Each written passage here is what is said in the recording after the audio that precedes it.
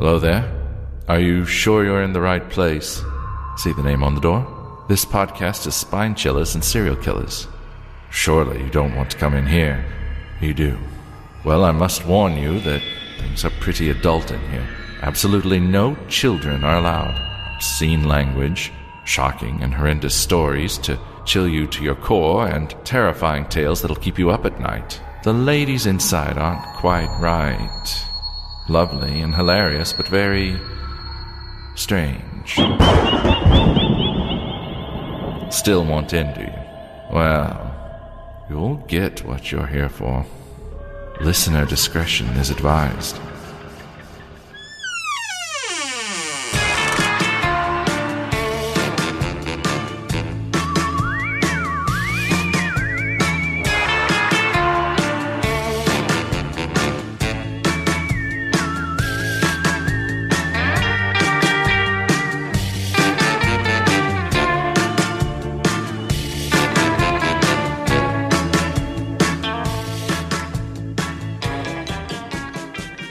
Welcome back to Spine Chillers and Serial Killers. I'm Becky. And I'm Tash. This week we are without Emma. She's letting us play alone again. She is doing some coursework and is very, very caught up. She told me she's learning about dog sex. So... Learning it... Oh. Stay tuned to hear about that next week. Yeah. And she has another puppy, a rescue dog, to look after at the minute as well. So hands she is a are officially full. Bee. Yeah. How are you, Becky? Yeah, I'm fine. Fine. How are you doing? I'm good. I always feel a bit nervous when Emma's not here. Yeah, so do I. Shall I break the ice with a story? Yeah. It's not a story, really. It's just, you know when... Well, you commute to work, you kind of see the same things every day. Well, I do anyway. Every single time when I go to work, I come rain or shine, there's this man out walking his dogs in one of the little villages. And I've seen him for years. Yeah. I cross paths with him nearly every single day. He's a trooper and he really loves his dogs. You can tell it's someone that adores his dogs. Oh, good for him. Yeah, he's got like a German Shepherd and like a really old lab. You know when they go all... I knew you were going to say a German Shepherd. I knew it. Yeah. I just knew you were going to say that. And the other one's a black lab, but he's gone all grey. You can tell he's old. Oh, I love him. Yeah. And for some reason in my head, I've named these dogs Mac and Cheese. No idea why. But I was like, oh, there's that man with his dog's mac and cheese. Fucking weird. And anyway, Mac is the old lab. And as I've been going on the same road to work since 2022. This little lab, he's getting older and older. And these past few months, he's kind of like, you can tell he's struggling a little bit. And the other day, he was not there. Oh, no! Mac! I was like, no, Mac. Because you could tell him, you know when they're kind of half limping, and I was like really upset. Yeah. I was like, oh, but Mac's gone. And I was like, oh no. And I was really upset. And then... I'm really upset. On Monday, Mac was back. He must have had a cold. He's still around! Yay! That was a wild ride. I'm so glad he's back. I'm so glad Mac is back with the mac and cheese. And the man always wears shorts. Did I say that at the beginning? He wears shorts. He's one of those, is he? Yeah, I think so. I want to know about him. Sometimes wellies. Do you wave to him? Sometimes I do, but most of the time he's got his back to me. He's on the other side of the road. He's going the same direction as me, so he's on the other side of the road so he doesn't get run over. Very responsible, very responsible. Yeah. If there's some random man out there walking his dogs and he's been seeing a very sad red-headed girl driving by him these past few weeks, it was me, and I was worried that something had happened to Mac. Poor Mac. Oh, I hope he's okay, though. Maybe he's got a bit of arthritis. He's got a little bit tubbier. He's a little bit of a tubby lab, you know, when they get a little bit chubbers. Yeah. But a bit slow and a bit... Yeah, but I think it's because he can't move around as much as his bouncy German Shepherd cheesy friend. But there we are. Well, ice officially broken. And we continue to wish Mac well. Yeah. If you want to wish Mac well, write in some emails. Yeah, and I will wish him well. I'll shout, Mac! And I'll shout at the poor Frenchman at the side of the road, and he's just going to think I'm crazy. Bless him. That man, though, has no idea. He has no idea that we're even talking about him. No, he's no idea that I'm worried about his dog. I knew the dog was fine, so. I get that, though, because obviously I work in a cafe bistro, and we do have a lot of regular customers, and then when you don't see them, like, it's a worry. Yeah. Especially like some people come in every day. Then you've got other people. I've got one lady called Anne. She comes in every Friday before a hair appointment. She always notices when I'm not there. I always notice when she's not around, and we worry about each other. Oh, bless Anne. Oh, I love Anne. So I love the old people. I love them all. Yeah. So, big it up for the old geezers and the old dears. Oh, I love them. So, do you want to do your story first? I have got a little something as well. Oh, it's so exciting. What should we do first? I'll probably do mine, and then we can end on a good, better note, maybe? Oh, who knows? Let's go, Becky. I thought you were going to go, oh, no. But, yeah. Right. So it started like any other spring morning in Oklahoma City.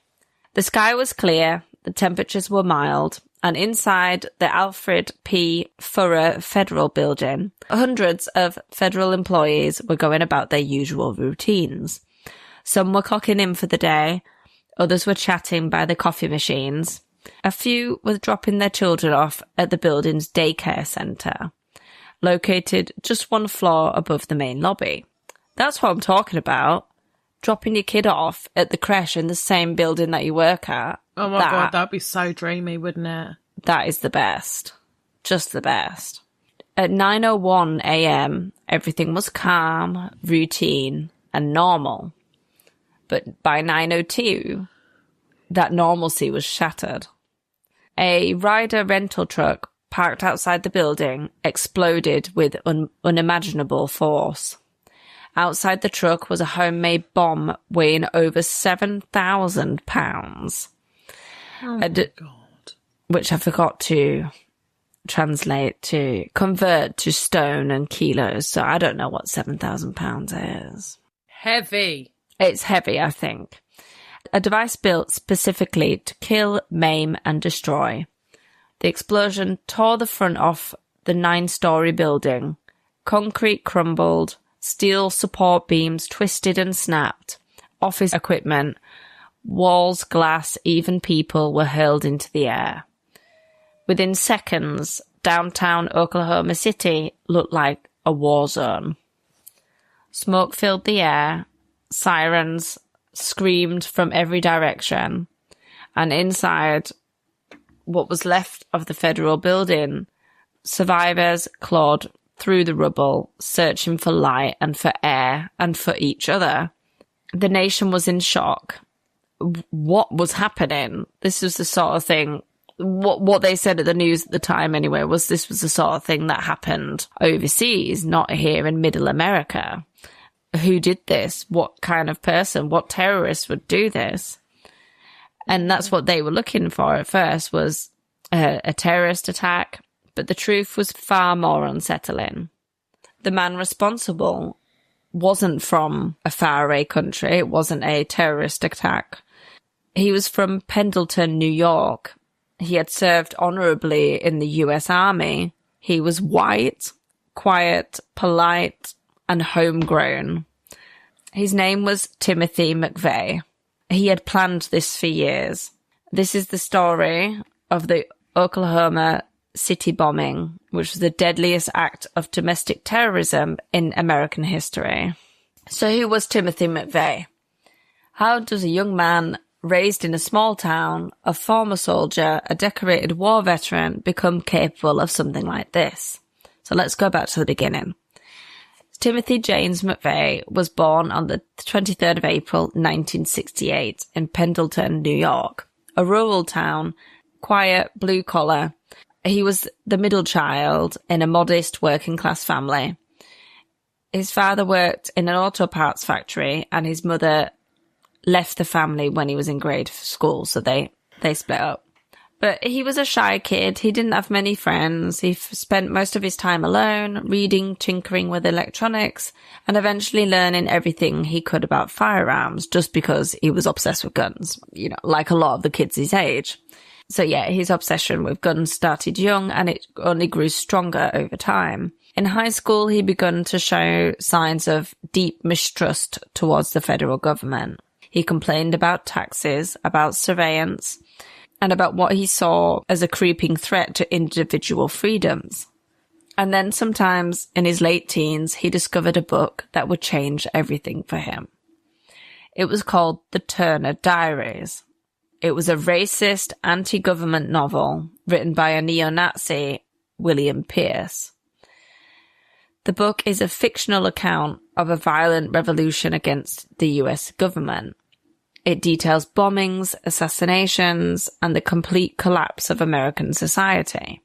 One particular scene, a truck bomb detonated in front of a federal building, and that would become McVeigh's blueprint. He read it over and over again. And in 1988, McVeigh joined the army. And at first he seemed like a model soldier. He was disciplined, obedient, and a near-perfect marksman. Yeah, of course he was, because he was learning everything they could teach him. When he was in the army, he seemed to be okay. I think, you know, the discipline was good for him, but we'll see. Yeah, maybe. Yeah, he served in the Persian Gulf War and was awarded a Bronze Star for bravery. But something changed. He applied to join the Army's elite special forces, and he only lasted 2 days in the program before quitting. He just wasn't up to the mark, and the rejection hit him hard. And by 1991, he left the military altogether. Disillusioned, bitter, and increasingly angry at the government he had once served. So I don't really know if something happened to him in the army or whether he thought that he was a lot better than what he actually was. Well, he did go to war, so maybe he's got some sort of PTSD from going to war. Yeah, and I think he just maybe didn't agree with what he had to do from someone else's orders. Maybe I don't think he liked following orders anymore. And the anger only deepened in the years that followed. In 1992, there was the Ruby Ridge incident. That's where federal agents shot and killed a woman and her teenage son during a standoff with a survivalist family in Idaho. And then in 1993 came Waco. Have you heard of Waco, Texas? What happened? I've heard of it, but I'm not sure I could confidently say what it is. Well, what it was for 51 days, federal agents surrounded Branch Davidian, a compound in Waco, Texas. It was a standoff with the cult leader David Koresh. I have heard of this, yeah. Yeah. The siege ended in a fire and 76 people died, including more than 20 children. I have no idea if I even covered this at the beginning, like right at the beginning, or whether I hesitated. Yeah, maybe. Or I might have seen a documentary. It is well known. You might have seen something about it. To McVeigh, these events weren't isolated incidents. They were signs of tyranny, signs that the US government had turned against its own people. He began to attend gun shows. So he saw Waco and a cult leader locking everyone inside and basically getting everybody killed. He saw that as the government's fault, even though he was a complete and utter mental case. And a typical cult leader, like, oh no, you're not taking everything that I've done. I'm just going to kill everyone. You know, like Jonestown, what happened there. So that's when he started to plan the unthinkable. He began to attend gun shows, selling survivalist manuals and bumper stickers with anti-government slogans. He lived out of his car, he drove across the country and networked with others who shares his views. So, and as he was putting his plan in place, he eventually chose the day April 19th, 1995, which was exactly 2 years after the Waco siege came to a fiery end. And that was the day that he would strike back. He rented a Ryder truck in Kansas. Over several weeks, he and an accomplice, Terry Nichols, gathered the materials to build a massive bomb using fertilizer, fuel, and other readily available supplies. Isn't it shocking how readily available these things are? You just need a bit of knowledge and... Yeah. Yeah, no, it is scary. And then on the morning of the 19th of April, McVeigh drove the truck into Oklahoma City, parked it outside of the Alfred P. Murrah Federal Building, and walked away. 10 minutes later, the bomb exploded. It killed 168 people. Bloody hell. Yeah, and injured over 600 more. Left in a crater in the heart of a city that would never fully heal. So out of the 168 people, nearly all of the kids in the daycare died. I think only horrendous. 6 survived. It's absolutely horrible. So in his mind, this wasn't murder, it was retaliation. He didn't see anything wrong with it. Oh, there was another, I didn't mention it, sorry. There was another man, Michael Fortier, who was also involved in the planning. So yeah, He wasn't working alone. He had Terry Nichols and Michael Fortier. All three shared the intense distrust of the federal government and fueled by their crazy ideologies and conspiracy theories just gone wild. They studied books, maps, floor plans, they scouted targets, then they decide, all three of them together, which building to target. A third of the Murrah building was instantly reduced to rubble. Steel beams twisted like paper clips, concrete floors pancaked down onto one another. Office chairs, computers, people, all obliterated. Cars nearby burst into flames, glass shattered for blocks. Over 300 buildings in the surrounding area were damaged or destroyed. And inside that building, it was hell. I can imagine. Yeah. When it said that the concrete floors pancaked down onto one another and all the people that were in between them, just all gone. So Captain Henderson Baker, who had been on the 4th floor, suddenly woke up on the 1st floor. He had fallen 3 stories and was buried in debris. His head was bleeding and he was surrounded by darkness. Jim Staggs, a Bureau of Alcohol, Tobacco and Firearms agent, had been mid-conversation when the blast hit.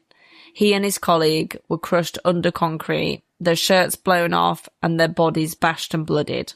A few blocks away, Clytie Bunyan had been in the post office with her young son. She remembered hearing a thunderous boom and then the ceiling started falling. She grabbed her child and ran, narrowly escaping the collapse.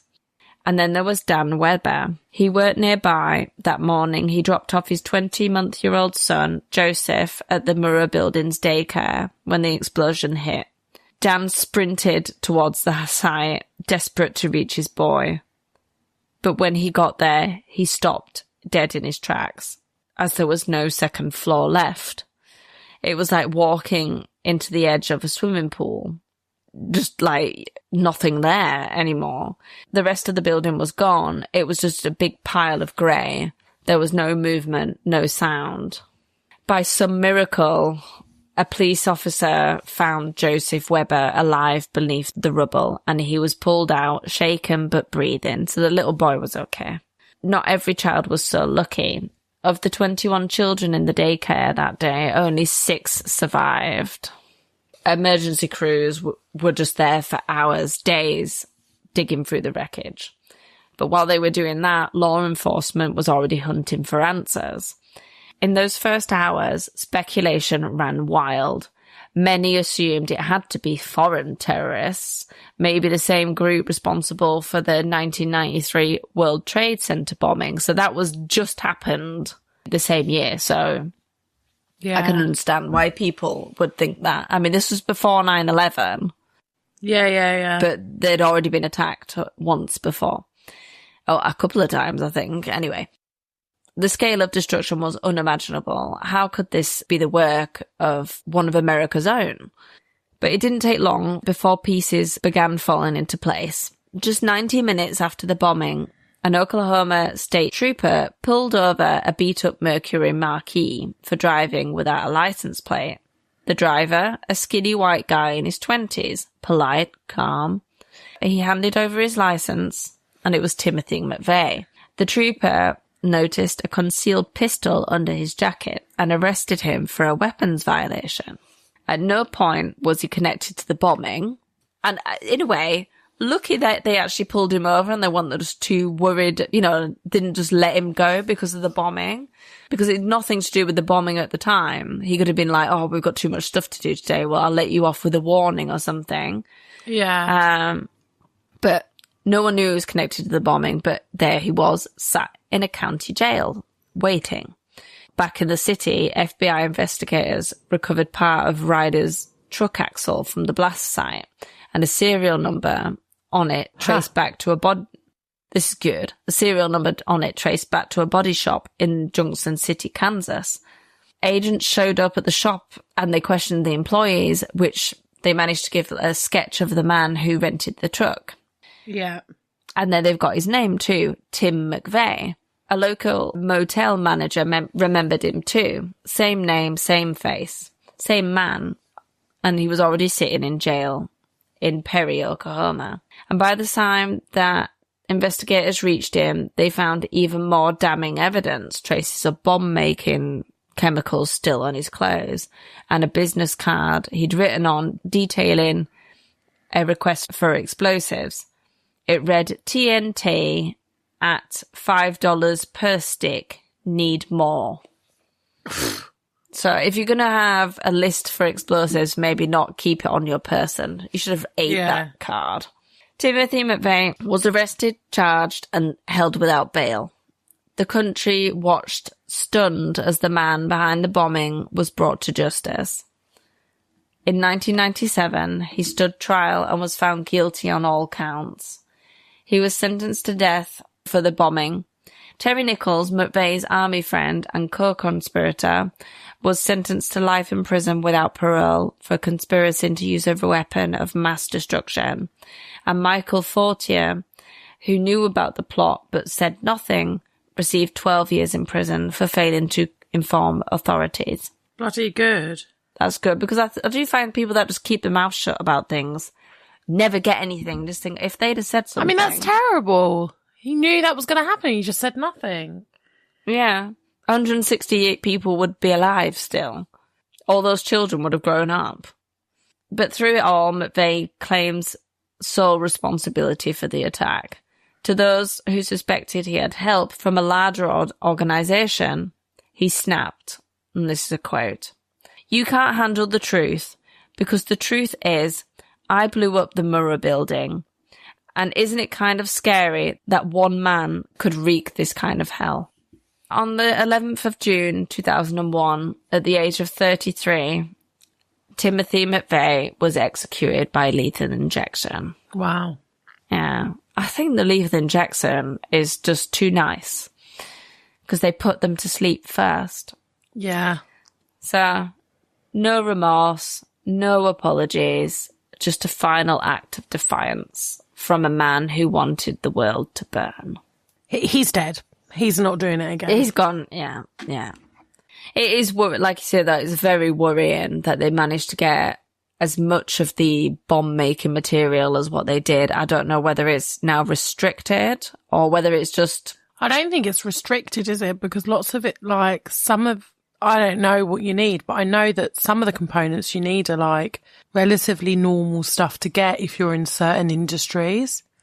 Yeah, like in the agricultural business. I think some of it was something to do with agriculture, wasn't it? Yeah. Yeah. It is worrying. It's very scary. Yeah. Well, thank you very much. Yeah. I've got a little treat for you tonight. Nummy nummy. I know. I obviously I'm no writer, as we know.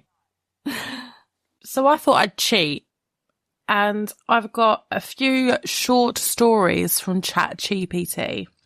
What I'd like to say is that I put into ChatGPT, write me 3 spooky stories. It came up with, here are 3 terrifying short stories, each with a unique style of horror: psychological, supernatural, and existential. I don't really know what that word means. So he went all out, did Mr. Chat GPT. They are designed to stick with you long after you finished reading. Oh. All right, chat. All right. So the first one is The Reflection. This is a psychological horror. She noticed it first when brushing her teeth. Her reflection didn't stop when she did. It smiled a second too long. Oh. She laughed it off. Just tired, right? Shall we just turn it off now? Yeah. You can all go now. Bye. The brain can play tricks. But the next day, the reflection waved. She hadn't moved her hand. She covered every mirror in the house. That night, she heard scratching from the bathroom. She ignored it. Then the sound of glass cracking. She locked the door and backed away in silence until she heard her own voice whisper inside, "You've had your turn." And that's that. Oh, what? Yep, it was a short story, Bex. Did you hear my verbal shudder? I did. Okay, the second one. The Hungry Room, a supernatural horror. The old farmhouse was cheap. Too cheap. A single sealed door in the hallway was the only odd thing. They tried to open it. Nothing worked. But some nights they heard noises, scraping, breathing. Then the cat vanished. Then the dog. Then the baby. Oh! And finally the door was open. It wasn't a room, not really. Just darkness. Endless, pulsing darkness. She stepped in, screaming, "Give them back!" The door slammed shut. Now it's sealed again, waiting for the next family. And still hungry. Oh. That's it. That kind of reminds me of the hungry caterpillar, though. A little bit, yeah. A little bit. And he was still hungry. The third one is called 404. This is a digital horror. Jake received a link at 3 a.m. No sender, just www.404error.com. Curious, he clicked. The page was blank. Then it loaded a single sentence. "We've erased you." His phone buzzed. No service. He tried calling a friend. The number didn't exist. He went outside. No one looked at him. No one saw him. He went home. His keys didn't work. His photos were gone. His ID was blank. He was never born. Only the website remembered. And when someone else clicks it, he'll be replaced. That's the end. What, but he'll be replaced, like, he won't be deleted anymore? I don't know, really. And then it goes on to say, so that's the end of the 3 stories that I initially got. Would you like one with a specific style? Creature horror, cosmic horror, or something deeply psychological? I can go deeper. I thought, all right. PC. All right. Go deeper. You can you? Why? So then I put go deeper, but with no children, because it initially brought me up one that was just not very nice, and I didn't want to hear that. No. And then it goes, absolutely. Here's a truly horrific, deeply unsettling story with no children, no babies, just raw, escalating, deep, dread wrapped in everyday nightmare. And it goes as follows. The 3rd floor. The apartment was a steal. Big windows, old wood floors, and quiet neighbours. Maybe too quiet. Jacob moved in with a single suitcase. A fresh start, a clean break. The landlord handed him one key and gave him a strange look. Don't go to the 3rd floor. Ever. Jacob laughed, but the man did not. There is no 3rd floor, he said. Even if you think you see it. That night, Jacob took the creaking elevator up to his 2nd floor unit. There was a button for the 3rd floor. Faded, but there. He pressed it. Ooh. Nothing happened. Next night, he pressed it again. The doors closed, shuddered, the light flickered. Then, ding! The doors opened. The hallway stretched out in both directions. Longer than the building should allow. The walls were raw concrete, wet. Black stains trailed along the ceiling. Lights buzzed but didn't work. He should have left. But there was a smell, something sweet and rotten, like fruit left in a sealed room with a corpse. And something was moving at the end of the hallway. Something tall, naked. Its skin looked flared. It was wearing someone's face. Jacob ran. The elevator was gone. He turned a corner and saw his own apartment. He opened it, stepped inside. Same furniture, same view, except wrong. Slightly off. The walls were breathing. The pictures blinked. A figure sat on his bed, wrapped in blankets. It turned. It was him, but not right. Something inside out about the eyes. A smile that reached too far. It spoke in a hoarse voice that grated like knives on a stone. You weren't supposed to look.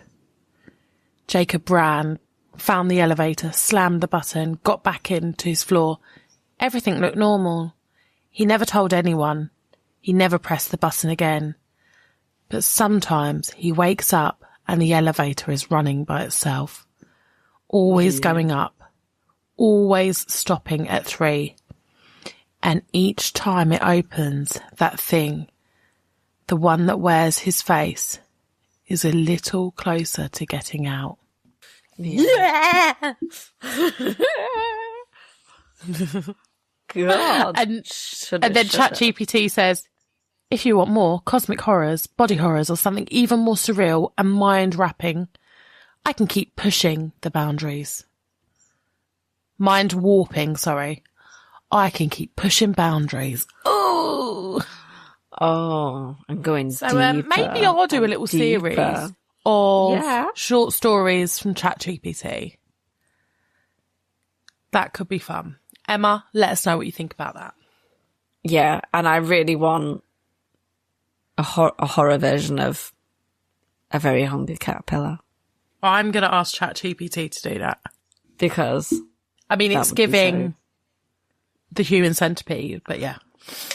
Oh, yeah, maybe. But just ask horror version. Yeah. No one else look. If you're listening to this, if this goes in, don't look yourselves. Let us read it. Let us read it.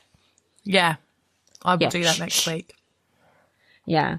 I've got some emails in, but we'll read them next week when Emma is here. Yeah. So we haven't forgotten about your emails. We will get to them next week. In the meantime, you can send us any other messages, any emails, reach out to us. Let us know if you like the Chat GPT stories. I just thought it was a bit of fun, you know? Yeah. The mirror one was especially creepy. Yeah, that's creepy, isn't it? Yeah. So shall we wrap this up? Yeah, short and sweet. It's a short and sweet one this week. Emma, thank you very much for being a superstar and editing. As always, we appreciate you, we love you, and we can't wait to have you back next time. Yes. So I hope you still enjoyed it. We've just me and Tash Lash, sans Emma. We'll be back full team next time. Full team. We will indeed. Stay safe, guys. Don't kill people, please. And keep it weird. Bye. Bye.